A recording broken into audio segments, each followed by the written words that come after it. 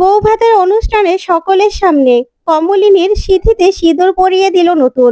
খুশি হয়ে গেল সবাই। হ্যাঁ বন্ধুরা, এমনটাই দেখা যাবে। তাই সম্পূর্ণ জানতে ভিডিওটিতে লাইক দিয়ে চ্যানেলটি সাবস্ক্রাইব করে দেখতে থাকুন। নতুন পর্বে দেখা যাবে বউ ভাতের অনুষ্ঠানের আয়োজন করেছে নতুন, সেখানে সবাই মিলে হাজির।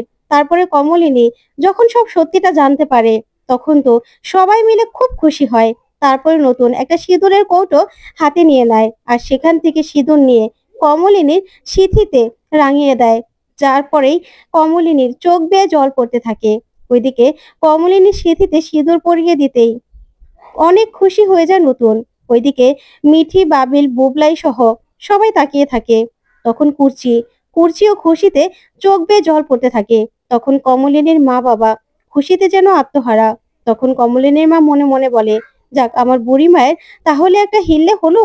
ওইদিকে মিঠি মনে মনে বলে, আমরা নতুন কাকুকে ভুল বুঝেছিলাম, কিন্তু নতুন কাকুর মনে এগুলো ছিল।